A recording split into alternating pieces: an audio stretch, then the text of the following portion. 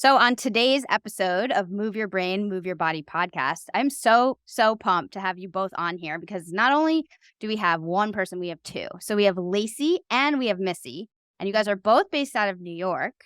And I've had some experience with Missy, and I've seen Lacee's stuff all over. So, just why don't you guys tell me a little bit about yourself and we'll get right into it. So, I guess, Missy, you can go first.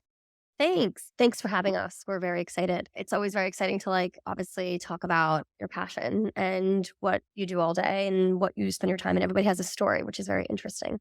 We met through Dr. Lyon and then also Dr. Kyberg also recently reconnected us. That's how we're here. Yep. So great minds think alike.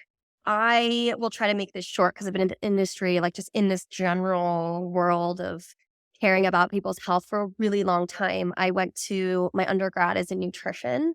But I was also like personal training as my side hustle when I was in college. Okay. Wow. And then when I graduated, I went into corporate America and realized pretty quickly that it wasn't something that I just wanted to spend the rest of my life doing. And plus, my mom had also passed during that time. So I was just like, okay, I was in this space of I need to really love what I do and I want to make a change. So went back to personal training, even though the company that I was working for at the time was also paying for me to go to business school. But I was like, I'm going to take a big life chance here. Went back into the fitness industry, worked at a club on the Upper West Side. And that's actually how I met Lacee. Yeah. Amazing. That's how I met Lacee. So we've known each other for now, God, 12 years more? yeah, something like that. I think we must have met in 2010 or 11. No. Yes, I think That's a fun. while. Yep. When did you guys start working together? 2.5 or 3 years ago. Oh, okay. And we kind of always had it be we talked about it for a long time, but we were both doing similar but different things. And so it was always something we'd brainstorm over a glass of wine. And I think we had an idea, one, the pandemic hit, to do this bigger scale digitally. But I think the pandemic is where it really solidified that people were open to that, because before it was just some people were doing it, but it was more obscure. And then we had kind of the time as well. So that's how it started. Yeah. Yeah. So I met Lacee 10, 11, 12-ish years ago.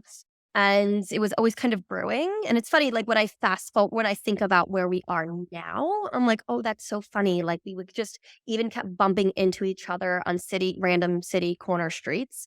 So fast forward, here we are. It's the universe works in your favor. So that's sort of my background in a very, very nutshell. There's a lot of details in there that I'm sure we'll get into, how did I get into kettlebells, very postnatal, and like Lacee said, there's just lots of overlap. We both did group fitness at one point at various different locations, but those are all minor details. I've just been doing this for a really long time. All experiences. I even took some PR courses. Oh, yeah. Yeah. Mhm. Amazing. And then, Lacee, why don't you tell us a little bit about your background yourself? Yeah, I have kind of a different story getting into this. I also made a really huge career switch, but mine happened about years when I was 30. So it was a little later, and Missy was a catalyst for getting me into training. But I'm originally from the Pacific Northwest. So I grew up in Portland, Oregon, which is very outdoor, athletic. Grew up as a runner, figure skater, just generally athletic kid, and then, young adult. And that brought me to being one of the first US employees for Lululemon Athletica. So I started working for Lululemon in 2005, and it was my last year of college. And at that time, they were still super small, only on the West Coast. They actually had a lot of stores that were franchises, and my store in Portland was bought by a Canadian, and she and her husband, they were big windsurfers, and they moved down to Portland so they could have accessibility to windsurfing, and they opened up the store. They were friends with the owner or the founder, the original founder of Lululemon. So I sort of had this weird introduction where she was running it like her own business, and she gave me a job that was basically doing community outreach because, Portland's the home of Nike, world headquarters of Adidas. It's a huge athletic town, and they needed people to sort of spread the word of Lululemon. And so I took that on, and then I finished school and was like, okay, I still want to work for this company. How am I going to do it? Because they're a Canadian company. They weren't offering anything in the US. So the store, long story, was bought back by the company, as all the franchises were. And they offered me a job just kind of working retail. You could be an assistant manager, you could do this. And I was like, I don't want to do that. I went to school. I have this I studied communications and business, and I'm like, I don't know. I could have just worked retail, without this. What am I doing?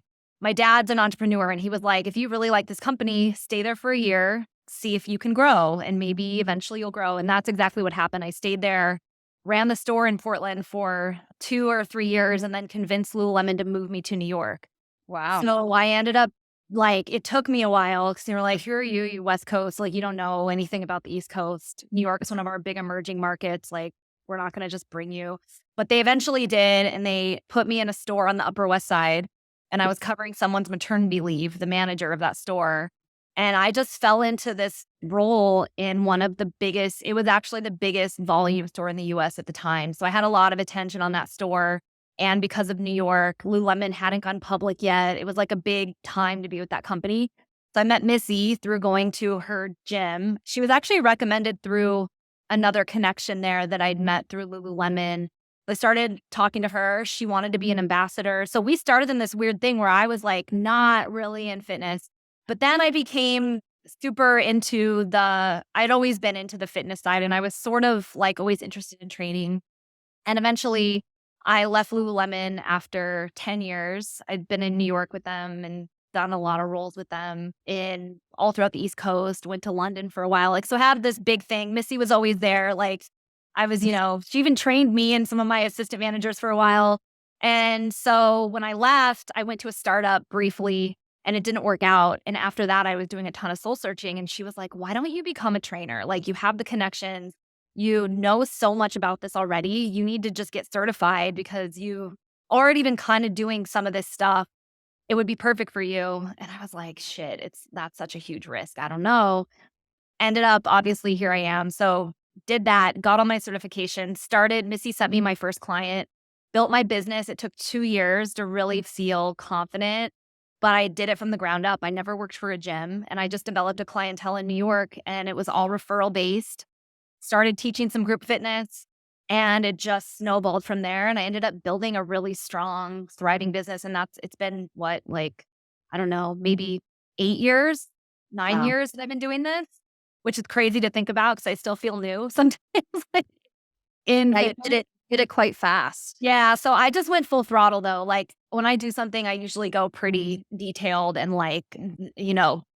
zero room for anything else. So I put myself with the best people I could find in New York. And that's how I literally learned. I had such good opportunities from learning by mentoring and doing. And I think that is something that's missing for trainers. In my experience, a lot of the certifications you get as a trainer, it's a good baseline, but then you're it's so different when you actually start training people. So I was lucky to have people like Missy to be in gyms with really experienced trainers or just around people that could sort of PRI people, or you pick up little things from physical therapists, so that was my experience. I'm sort of this mix of just a little grit and then being really open to learning from people smarter than me. I think I want to touch on what you were just talking about with mentors, because I agree with you about the fitness industry not having that sort of opportunity. And in those big box gyms, they'll present you with mentors, but they might not even be qualified to do that. So I think what you did by going out there and finding somebody like Missy to mentor you and help you and get you in, that is not everybody does that. That's a quality that some people have. And those are the people that tend to build a business in 2 years. So it's very interesting because I've seen that myself with PRI, but also, just in general with training and learning, you have to go out of your way to find those people. And that's a really great way to learn. So I'm sure that has been really big for both of you. So I guess that's kind of makes sense as to how you got into strength and conditioning and how you got into what you're doing today. But Missy, can you touch on how you kind of chose this career path for yourself? What made this happen for you? Specifically with what we're doing now, or how you got into it in the first place. And then, we're going to go into what you're doing now because it is quite interesting.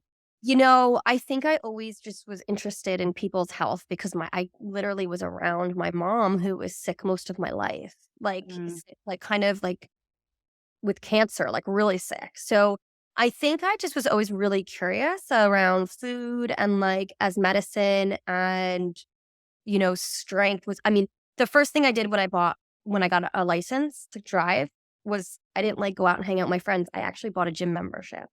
And then like I sort of attracted the other people that like did the same thing. Like after school, I would literally go to the gym. So, I mean, I also did a lot of other sports and things like that, but I just kind of followed my intuition, and I've always done that in my life. And when I feel, I mean, your body knows more than your mind, right? So if you're paying attention to your body, it tells you where to go. So I just literally think that I followed that path because I wanted better for other people, specifically for women, seeing my mom struggle, having 3 kids really young, in her 20s.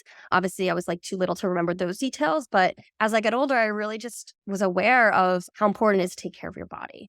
Yeah. Yeah. And that's why I chose that specialty in college.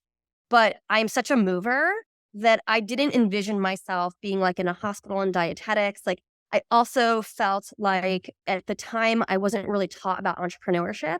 So I decided to do training as a side hustle, and I loved it. And to Lacey's point about finding people that actually really know about training and using them as mentors, I worked with 3 male trainers at this small gym in New Jersey in college, and they were just like really good trainers. And I was I must have been in my late, like however old you are in college. And I just was like around these 3 people who like taught me how to program, like taught me how to, progress people and regress people. And I worked with such a wide variety of people, from like men in their 80s who like really needed some rehab to like young teenagers who now are like adults, and I train their parents and I actually keep in contact with these people. So, and I also realized I'm such a people person that I really enjoy the communication with the one-on-one sessions and just really getting to know people. And obviously, when you feel good about your body, so many other things in life just flow so much better. So the way I got into this was very personal and not necessarily like, oh, I want to do that. I literally just followed my intuition of like, what kind of mark do I want to leave on the world? How do I want to elevate people? Like, I don't think I thought those things when I was in college, but being where I am now, it makes total sense, right? I just wanted to, and I was just interested in it. So it wasn't hard for me. It wasn't hard to study. It wasn't hard for me to like sit down. Like I enjoyed working. Like I'd often in college just train people on a Saturday morning for free. I was like, come on in. You know what I mean? It just wasn't a thought process to me that like that could also be a career, right? So because I have a very traditional family where my dad was like, you need to have, when you graduate, you have to have like health insurance and these things and these things. And that's how I actually wound up in the corporate side. But then I quickly realized, like, I was like, oh, I feel like I'm stuck in a box. So I wound up back and I took that leap back before I am. And it's evolved a lot since then from where I started then to where Lacee and I are now.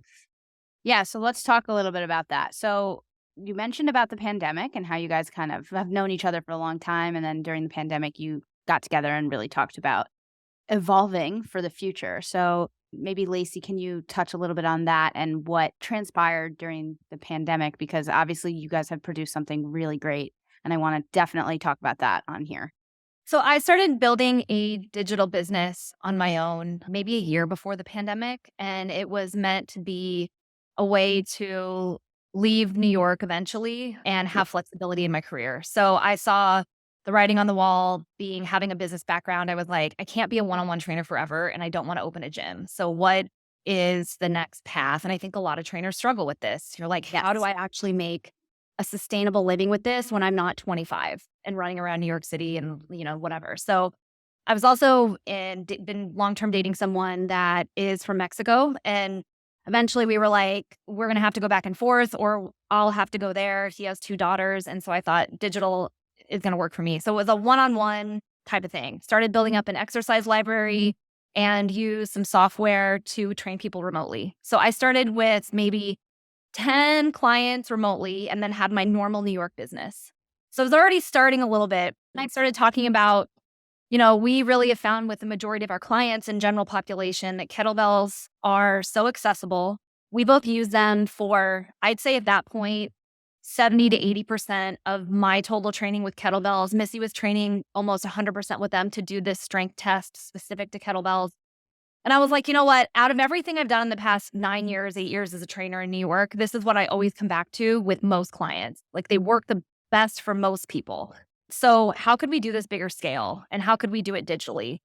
So when the whole Zoom thing started with people teaching classes, for us, we were like, could we actually give people a class format? Because we started talking about how I worked in a really kind of high profile at the time group fitness studio in New York for 2 years. And I saw how impactful those classes were for people. But I also saw how random those classes were. And people would get really frustrated where they'd, be doing these classes. They were HIIT-based classes 4 or 5 days a week and wondering why they would top off, or they maybe would get injured, or they weren't seeing results after a certain point. And I'd always be like, well, you're not really following a true structure. You're sort of just showing up and working hard. But this is what I do with my clients. I help them follow a plan, and we talk about this bigger picture than just showing up at a class. And that would blow people's mind because they're like, I just need to go to this studio and then I'm going to be fit. So with all this stuff, Missy and I were like, could we make something where we could still give that class experience, but also have those classes follow a structure? And before the pandemic, I was teaching at a studio called NeoU that was allowing creators to make classes in their method. Missy started teaching there too, doing some postnatal stuff. And they basically did all the video production, but you were able to sort of make your own classes, and then they released it on an app. They owned your content, which you could still probably find our content on NeoU. I think I've seen it. Yeah. So that was the beginning. And so when the pandemic hit, I'd already been doing NeoU for maybe a year. When the pandemic hit, I was like, okay, I know how to do this now. Like aside from just learning the video production parts, but everyone was kind of doing that. And we could make something of this. So we thought originally we would be stronger together because we both collectively wanted to really help women. Like nothing against guys. We have a lot of men that do our programs, but women were our muse. And with Missy's extensive knowledge with having children, postnatal fitness, we thought that joining our intellectual forces could help more people because her business at the time was almost exclusively mothers. Mine at the time was a mix and sort of women that really were coming out of that group fitness, like wanting more. Like they were good, but they wanted more, or complete beginners. And I was like, you know what? Women have the experience more often than not of having children. I don't have my own children, so I don't know that bodily experience intimately. And Missy studied it. Let's just give the whole holistic thing to women. So initially that's when I was thinking business, I'm like, okay, this is a great way to encompass it all. You don't have to have a postnatal program. You do, but it can all be in one place is what I'm trying to say. We can have, anything that a woman goes through with her body for strength training in one spot. And Missy will handle that postnatal side. I'll handle some of the other stuff and we'll blend it and we'll just make accessible fitness. So not super expensive, follows a plan. It's simple, not flashy. And that's how it started. And we funded it all ourselves by running courses on kettlebell basics for about a year during the pandemic before we actually had built out our app and our structure. So we started teaching people in intimate settings like this how to use kettlebells, and everyone was stuck at home, so that was great. Those courses helped us build our programming, and then we just devised the structure. So it was really a lot of weird circumstances, but we'd had some of these small, like Missy was saying, touch points already going. It was just figuring out how to join them together and what that final product would be. And I also weirdly, I know I've been talking for a minute, but I also have a video on my phone of us from like 6 or 7 years ago of us making like a digital video teaching kettlebells in my studio in New York City. And we didn't even know what we were going to do with that. It wasn't like it was going to go on social media. I don't even know if people were posting videos like that on social media at that time. But I look back at that sometimes and I'm like, we were thinking of this. We just didn't have all the experiences yet or the moment. So we kind of found the right moment and talk about like, it's never luck, right? It's all the work you've put in over the years that sort of hits an opportunity. And for us, the pandemic was a little bit of that catalyst, as it was for a lot of people, make something happen. You should release that video. Yeah. Like post No, it. I think I posted it on our social media before, but like it's hilarious. look at it because it's so grainy and like weird. But Yeah. I'm sort of like cueing Missy. I think she was doing a deadlift or something. And I was trying to like fit in the frame and like cue her. It was really funny. Everyone starts somewhere, though. That's Yeah. where you guys already were thinking about it. That's amazing. Another thing I want to talk about is programming. So you mentioned about this, about how like people were just doing these workout classes, and I see this all of the time. The people that come to me because they're injured, a lot of times they're just doing like workout classes, which great. I think a fun workout class could be great sometimes. Sure. Don't get me wrong. But that is not programming, and that is just something you can do for fun, an additional thing. But I want to talk a little bit about what is different with Bells Up, just having an actual programming template and what that means for people when they sign up and why you guys did it like that. So like rewind to like my experience when I was training, when I was a trainer in college, like the 3 people that I was surrounded by sort of programmed very differently. But what I always noticed is that people associated a program with sort of like barbell lifting or like max reps of something. And then fast forward, when I was sort of introduced to like the kettlebell space, I really liked how the programming didn't stick to the mindset of like, have to do, 5 days a week for 60 minutes. It was like, no, some days are 20 minutes. You're going to do your ballistics and you can ebb and flow through that and still gain a lot of strength. So Lacee and I changed this a lot to see what would stick with customers, even though it's only been 2.5 years. But in the beginning, we were programming differently. And then we kind of just more figured out like what videos are people watching? What are people watching all the way through? Because really consistency in the program is obviously so important. So we landed on what we have now. I don't want to keep talking the whole time, Lacee, if you want to jump in, but we landed on a 3-day-a-week program for 40 minutes. So basically, our philosophy on programming, there's a lot of ways to skin a cat. And I, train one-on-one clients a little bit. I have a small group that does barbell gym, typical bodybuilding split type of things. I mean, there's a lot of things you can do. For us, like I said before, kettlebells were so versatile for general population and for what most people could really get a lot of bang for their buck and stick to. And we found that we got really strong from following kettlebell training styles like the Russian style, the StrongFirst style, which is the background we're trained in. And it involves doing a little bit all the time. So it's not like doing leg day and then you're so tired you need 2 days off and then you do different body parts. It's sort of total body training, some splits like upper lower, but you're never fully going to a max. You're sort of training in that 70 to 80% zone where you're not gassed enough that you can't train the next day. And I think for us, we found that fit into so many types of lifestyle. Like if you're a busy person, it was manageable. It wasn't like you needed to commit your whole life to doing a bodybuilding program, and you could still get really strong. And then in the digital space, we also found that people like to do a lot of shit. Like people like to play tennis and they like to go to spin class and they like to run. And we're like, 3 days a week of strength. If people really love strength, you can do more. If you want to do other things, get, this in as I'm going to get strong and stay strong. 3 days a week was great. So we sort of took those concepts of kettlebell training doesn't have to be that we can blend this into a versatile strength and cardio type program because you can do a lot of conditioning with kettlebells too. And we're just going to use this tool and recommend other ones if it's needed. But most people could buy a few of these, have them in their home.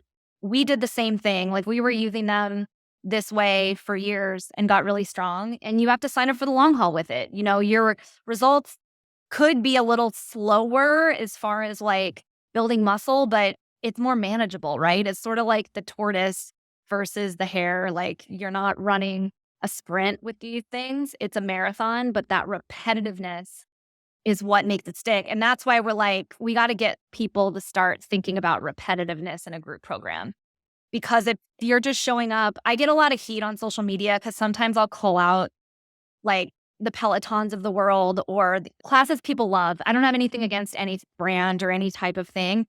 But I'm like, if you don't know what you're kind of doing when you show up to your next class, that's your little bit of a red flag that you should be involved in your program enough and it should feel repetitive enough that you can kind of predict what's coming. And it might be a little boring on paper, but that repetition, once you start seeing results from it, will start engaging you in your program. So that's really like what we, I think, are trying to impart to people. Like, our classes, when you look at them, they're not drastically different or crazy. You're not doing a ton of different movements all the time. You're squatting, hinging, lunging, rotating. A lot of it's the same shit over and over, for lack of a better term. But we've packaged it in a way where the user, the members that we have, don't have to be like, oh, today I want to do 20-minute legs because that's all I have, or 10-minute abs. We've sort of taken what Missy was saying, like behavior that people seem to exhibit with this stuff, and tried to fit it the best we can as trainers into a program that will actually get people somewhere. And we actually offer tests after our chunks of classes. We have 12 to 10-week programs, which are just a collection of classes people do in order. And at the end, there's a test. And the test is just there to help people get a few metrics. Like if you're not measuring anything, you don't know what's going on. So we're like, did you press a 10-kilo bell in the beginning for 5 reps? Maybe, after pressing for 3 months, you could press it for 8. Or maybe you can press a 12 now when you couldn't press the 12 before. And that's what we've seen over the past 2 years, the people sticking with us and the feedback we get a lot. And that's nothing I ever saw in group fitness. Group fitness is always like, I love my instructor. It's such a good sweat. I got my ass kicked.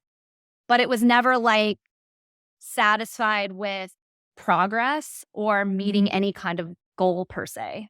And I think about if you can compare that to anything in life when it comes to like goal setting, when it's teaching a child to read, you're literally not like throwing random things at the child. You're like, there's like a way to do it, right? You start here with just the alphabet, then you start with like sight words, and then you move on to like, I don't know, easy to read books based on the child's level, right? Like, but there's progression in that plan. It's the same thing if you want to take a road trip to California. Right now we have smartphones, so it's probably quite easy. Put the address in, drive.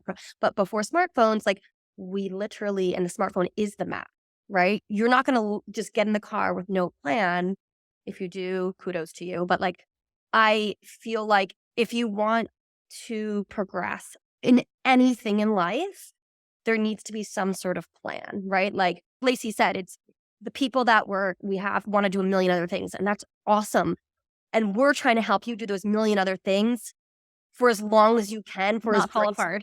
Yeah, not fall apart, for as graceful as you can, for as long as you can in your life, right? Like, and that's what we're finding, right? Like, and I target mostly moms running after their kids all day long, right? Like, I'm trying to prevent you from like having low back pain, right? Like maybe having another child or 2 or 3 or whatever, or getting through that day with carrying all those bags. Like I go through my day, like I'm like the bag lady, the hockey bag. I have my bag. I have the things, the snack bag, being able to go through life. And I don't even think about it, right? Like I don't think about the load, right? Because the way that we also train our people, and this is what I also love about kettlebells, is they're just so functional. They move really nicely. The cues that we give translate really nicely over into your everyday life. So for us, it's like it's the lifestyle, right? And I was gonna say, like right now, there's so much noise in fitness. I'm sure you do this all the time too, Alina. Like, yeah, it's hard for people to know what to do, and it's not like anyone listening to this that's ever been confused by fitness. It's because group fitness blew up in the 2010s area. I think like Soul Cycle really was the first one that started this wave, and the normal person is like, I'm going to do that because this is what it seems like you do. Like, this seems like it works. My instructor is hot. Like, my instructor has abs. Like, I want to be like this person. And those of us that are trainers know that it's not that simple. And a lot of times people like us have been doing this for 20 years, and our muscle tone or our whatever lifestyle, our, ability to stick to a program is because it's habitual. We've been doing it for so long that they're seeing these years of decades even of results. Yes. And they think like, oh, I'm going to do this for a year and I'm going to be like that.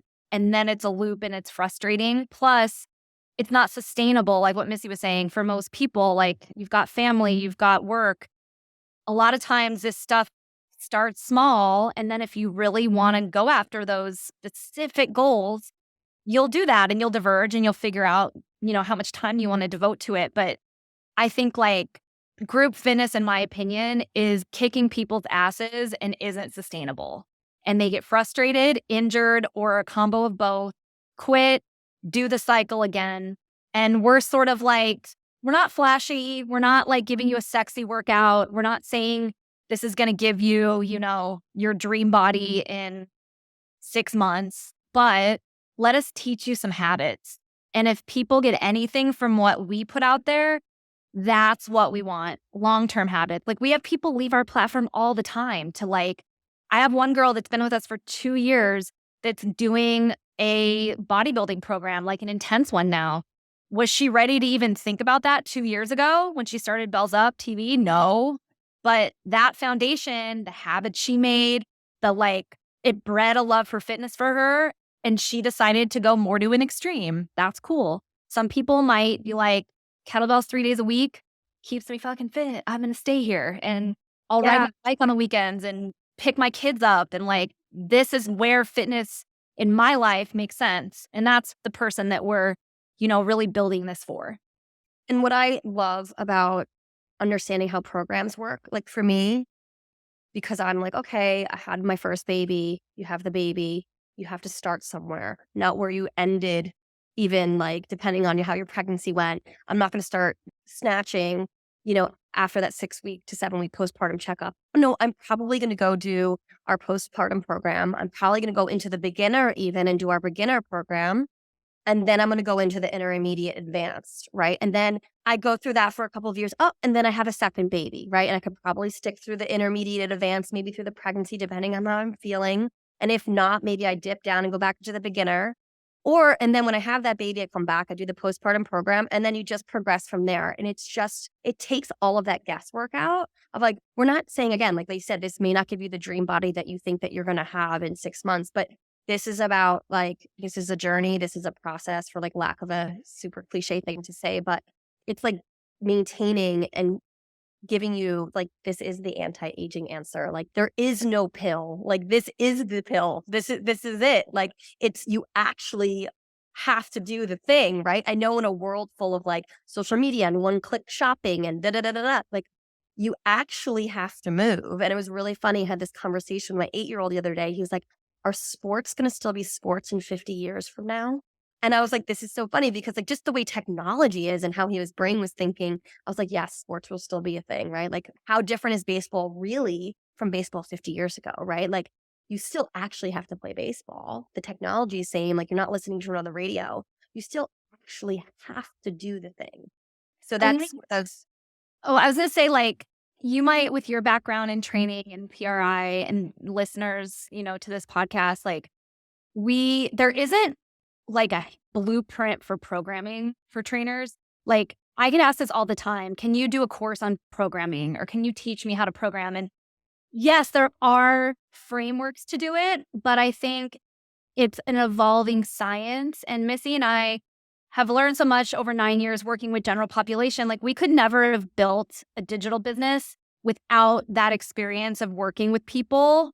And then we also, Missy she's really the mastermind of programming right now for Bells Up TV, but we collaborate because we obviously have to divide up stuff, but we look at our classes in a year format. So we mentioned like 10 weeks, 12 weeks is the perfect amount of time in our opinion to see some adaptation. Like if you only do if you see a 4-week program out there, cool, that's something, you're doing something consistent, but it's not really long enough to see much change. So we look at it in those chunks. So we're like every quarter in the year, like a lot of us, if you're, paying your taxes quarterly or your business operates quarterly, like it's kind of the same for your body. You need some time. So we look at it in that way and our classes build upon each other, even into the next program. So that's one way that we give people this structure. And then the second way is we use rate of perceived exertion as a metric, which we've really perfected. I think this year, Missy, you might agree, like that's at our first year. 100%. Because you might wonder, like, how do you make a group program fit?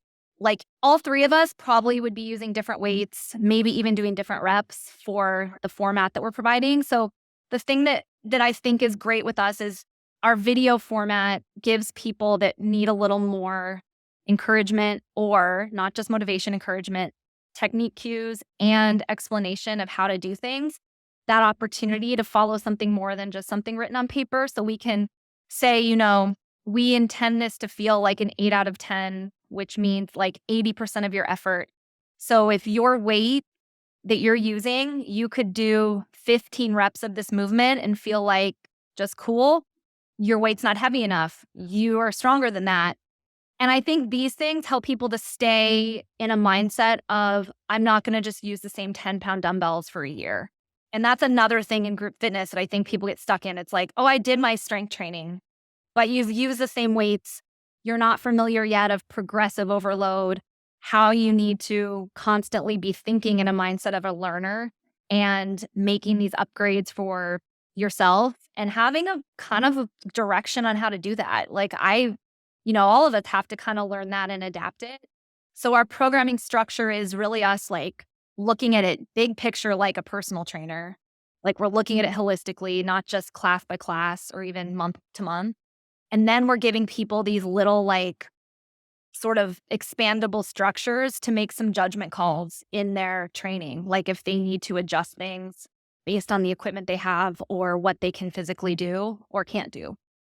Yeah, there's so much you guys just both touched on in this podcast that I think are very, very important with training. And I did sit like 5 or 6 years of just strict training people. And I think that what you said first, just with the more of a full body approach versus killing somebody doing leg day. I mean, I was a bodybuilder. I did Olympic weightlifting. I know what that split is like. That is not feasible for a regular person. I know it's not. And I agree. I just agree so much with everything you're talking about from the programming standpoint. It's an art. It's not something that people could just pick up and know how to do. It takes 20 years experience to like be able to just rattle off a program quickly.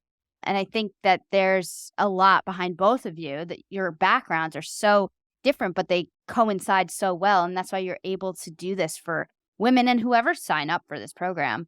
The stuff you just said about all of that was just, it's vital. And I think there's a really big difference between a brand new trainer and an experienced trainer. And I think that the industry is getting there now where people are starting to see how important it is. Who's like, if you hire somebody to take care of your body in a strength training aspect, like you're hiring somebody and you better make sure that they know what they're doing versus just going and finding somebody who's cheap and just sticking with them. Because there is a very big difference in people like you who are doing this as a career and in an intelligent manner to help people get better and stronger and be able to sustain their life long term. Because that's ultimately the goal. And that's what I hear from both of you. You're helping people build families, move around, be comfortable, do repetitive activity, which is what humans are literally meant to do. Like we are just meant to walk and breathe. That is all, and maybe reproduce. But that is all we really need to do. And so when you're training somebody and you're training them in this maybe sort of boring, repetitive manner, to me, that is so important. Because you see this on Instagram all the time. You see people doing the craziest exercises and, upside down with on top of a Bosu ball, doing 3 squats with a barbell on their back. Nonsense. And to me, it's like, well, that's not what we necessarily need to do. And the simple aspect of your programming that can be transferred into that mom while she has 2 kids running around and she could do that programming, I think is so vital. We do have a lot of moms listening to this. So I really hope this gets to them to realize that you can actually still strength train even though you had a baby and you might be extremely stressed out. There are different ways to go about it. Because I'm like you, Lacee, I don't have kids, so it's hard for me to fully relate and understand. But Missy can relate and understand. Yeah. So, I also realize that sometimes the plan has to be really flexible. Yeah. I was training really hard for a very specific thing last year. And I just got to the point where I was like a little bit feeling overwhelmed by how much I was supposed to be training. Yeah. I had to have a real honest conversation with myself because I was like finding that I was getting annoyed when I didn't finish the thing. And then I would be like irritated at everybody else in my life because I'm like, I didn't get to do this one thing. So I had to be real honest with myself of like, why am I actually doing this? Am I trying to fit a square peg into a round hole? Like I have so much other things going on in my life that really are calling my attention. Yeah. So I just like to hit a refresh button and I was like, okay, I'm going to set a timer. I'm going to do our challenge because Lacee and I twice a year put out a challenge and it's like 20 minutes, 6 days a week or how much you have time for, 6 days a week. And that to me sounded so manageable. And I was literally so happy. Like a complete light switch went off for me, like a light bulb. I was just like back in the groove, not feeling stressed out about my training. And it shouldn't feel stressful, right? Like, but it does need, I'm also not the kind of person, like I don't want to throw spaghetti at the wall, right? So yeah, I just think from my perspective, being a mom, I know how important it is for me, like how I felt, like how my recoveries went being, doing training, how my pregnancies felt being strong. And life is really busy. So I don't always have time to do an hour session, but 20, 30, 40 minutes, 3 days a week, or if I'm doing the challenge, 6 days a week is really much more manageable for me. And I'm still making progress. Yeah. Also, I can relate.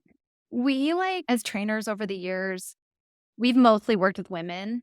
And I think now there's this sort of narrative going around oh, you just do what you feel like, do what makes you happy.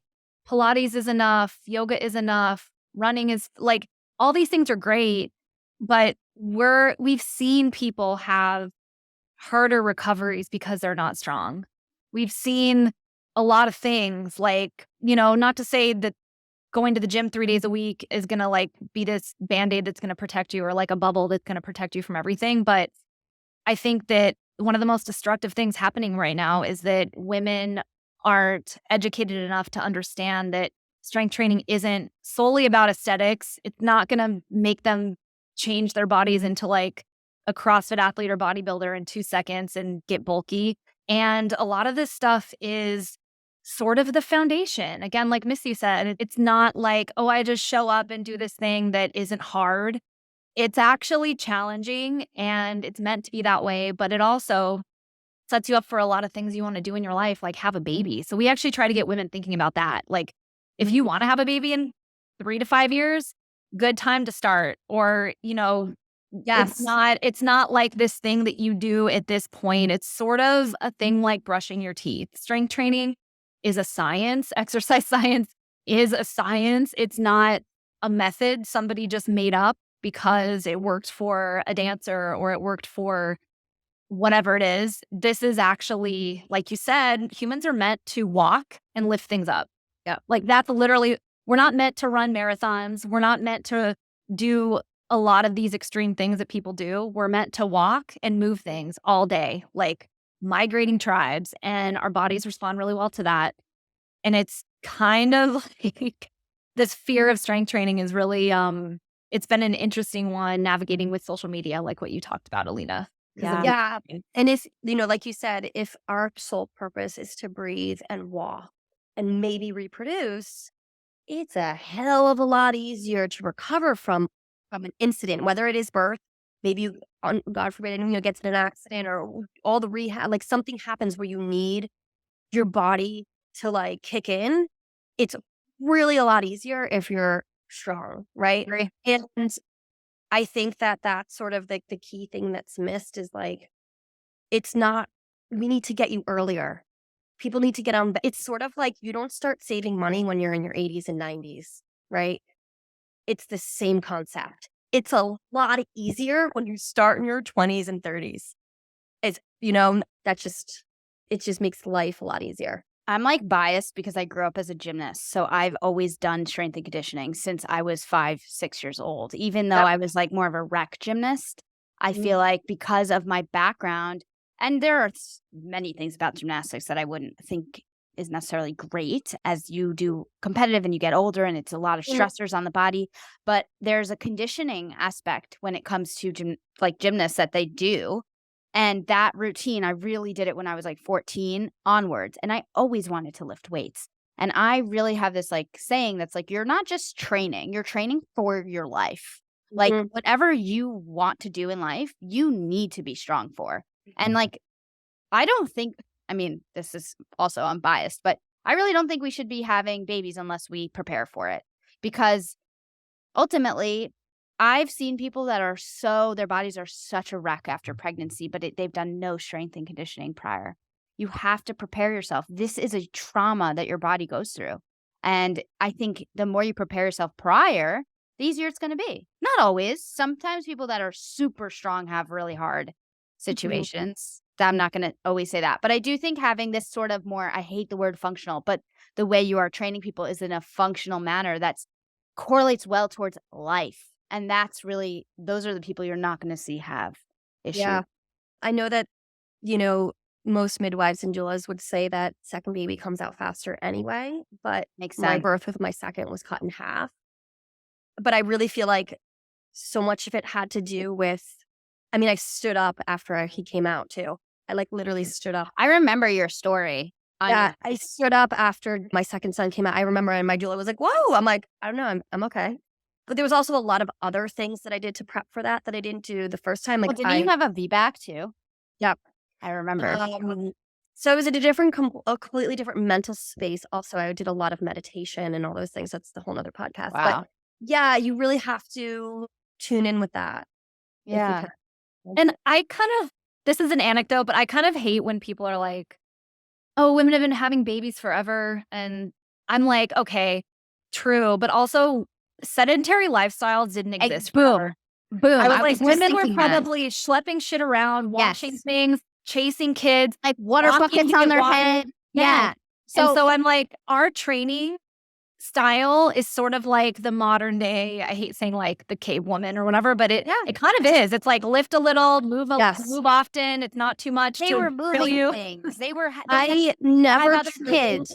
Yeah, I never trained with either of my kids to the point of exhaustion or like, this is also a different podcast, but the way that I changed my programming as I got bigger with Jordan, because when I was pregnant with my second, I was doing pull-ups. I was pressing 220s over my head. I was squatting 220s.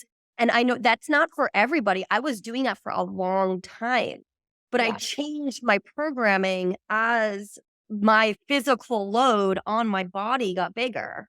If you're not watching this video, I'm making a pregnant belly with my hands. So everything's not what you see on social media. Everything's not just the information that you're hearing right now. There's more to the stories. But the whole point of this is the best you possibly can, as long as you're not having any complications or you're really in tune, like it's more, you have to just do what you can and take care of your body. Cause like you guys just said, the lifestyle now is very different. It's very sedentary. People sit most of the day. And screen time. A lesson I learned, because I definitely am a self-diagnosed in the past, like workout addict. Like I think I was using training in an unhealthy way. And I know in my mid to late 20s. And this is before I really was diving deep into learning a lot about exercise science. Like I was a runner, and I think I was using exercise to cope with moving across the country, being lonely, like all sorts of things. And I do think women it goes both ways, but I think women see images of that more often, especially with social media now, like these extremes of training and wanting to be like that, if I don't do more, I'm going to get less type of attitude. And Missy and I both have learned through the years, like Missy just turned 40 this year, call you out. I just turned 39. Like we're not 26 anymore that can do whatever we want. And both of us are stronger, and I think even aesthetically look better. And Missy's had 2 kids than we did in those times in our life. And it's just the culmination of relaxing into this stuff a little more. Like I think anything extreme, like extreme food management or dieting, extreme training, all of it comes with a price. And I think sometimes women are scared to even say like, I could do 20 minutes and still look and feel really awesome. I know I was there, and if I could tell my younger self anything sometimes, it would be you don't have to stress out so much about making all of this stuff perfect. It's just that consistency of doing something manageable for a lot of years. And, it's hard. By the way, you both look like you're 25. I know it's weird, right? Sometimes I'm like, what happened? I mean, but that is true. You said before, like anti-aging. It's really true. Like, some of my friends that don't lift are already starting to do things like Botox. And I'm kind of like, okay, everybody teach their own. But I have noticed that people that have lifted weights for years don't really need that. Yeah. And I think he has this theory. I get a little on my forehead, but I think it's true because you're just healthier in general. You are. Yeah. Anything that's stagnant is gonna not age well. Like things grow mold, it gets dusty. You got to move all the time. Like, and it doesn't have to be extreme, but if you're stagnant in anything, it's not a good thing. It's not. And, I think it like needs to be challenging enough that you're actually challenged. And that's why we really preach strength training, because it's the glue and it's hard. Like, it's not like doing a 10-minute just roll around on your mat and lift your arm. Like, that's fine. Like, some of the times you need something more, low impact chill, but your body's meant to work. We're meant to work. We are. And we have to remember that, for every yoga class I want to take, I also have to remember my body is meant to lift shit up. Yes. Like, it is. It's so true. So Yeah. 2 questions for you. Where can people find you? And I will link like how to sign up for Bells Up. So you'll have to send me that, but I'll definitely link that. But where can people find you? On our website at www.bellsup. Well, there's a slash in between. I'll put it. .com. Thanks. Perfect. And then Lacee and I's personal Instagrams. Mine's at Melissa Paris Fitness, at Lacee Lazoff, and then of course at Bells Up TV. Awesome. And then my last question is, I kind of know the answer, but try and give me something different. What do you do to move your brain and your body? Doesn't have to be at the same time. Can be at the same time. It's completely up to you. Doesn't have to be every day. So I'm spiritual. So I listen to a lot of podcasts actually on just sort of health growth. Love it. I just started this year actually doing some journaling, which I know is like hot, but like I've always been into like, pen to paper kind of thing. So I do that for my mind. And then for my body, I usually wind up training like midday for 30 minutes because I do it like right for either I start work because that's how my brain works. I have to start work, get things out of the way, or else I feel like I'm distracted while I'm training. And then I train midday and then I go back to work and then I usually move on and get the kids and go on with the day. You're cute kids. They're so cute. Thank you. I'm biased. Oh my God. They're like doing pull-ups in the middle of the living room. They're really fun. They're very sporty. I just love how you model for them. I love it. Yeah. Model like this behavior. And we as adults are definitely, when people ask me questions just about like parenting, and I was like, just lead by example. Everything will follow. You really do that for sure. For years, I've been following you and I know that about you. So I think it's amazing. I can't wait to be a parent to do the same thing. Thank you. That means a lot. Thanks. What about me? So right now I write a program. It's been interesting. So I'm following my own program, which I go back and forth with doing, but it's a small group training crew. So I have a group that does like a mixture of kettlebells, barbells, and I put machine lifts in there for people that have gym access to kind of a choose your own adventure a little bit in there. So I'm doing that 4 days a week. But something that has been interesting for me, I actually have a really big dog. I have a Belgian Malinois and he's 3. So I have become a dog walker. And I find that since I'm not in New York City as much anymore, I'm more sedentary. And the dog walking has been so good for my mental health and just my physical health. And I don't really burn myself out in cardio. And it's been kind of cool to see that even just the normal sort of movement goes so far. So that's been a cool thing because it's not like he needs to go out. So there's no choice. So I've kind of been thrown into that. So that's what I do right now for mostly my fitness. And for my mental, I'm a big reader, but not just books, like a ton of stuff, periodicals, newspapers. I listen to different podcasts. I really like to know what's going on in the world. And so I have a portion of that every night where I feel like I'm learning about something that I never thought I would. And then also I spend a lot of time in Mexico, so I'm learning Spanish. So I think that living in another language a lot has been so amazing for mental acuity. I highly recommend doing that. I mean, it's really challenging, but it also, I think there have been studies that said it really helps stave off like dementia and different things. So I think being an adult, and this is just one example, but solving puzzles or solving things, pushing yourself to use your brain in a different, uncomfortable way has been an amazing way that I move my brain. And, I think it is hard to learn a language as an adult, but I think it's not impossible. It's just because we don't have as much time for play and we're a little more self-conscious about making mistakes. So yeah, so that's what I do. I love it. Thank you both so much for coming on our podcast or my podcast. I keep saying our because I'm so used to that, but it's mine now. That podcast. Yeah. I really, really appreciate it. You both are Thank amazing. you. So, Thanks for so having much. us. Thanks.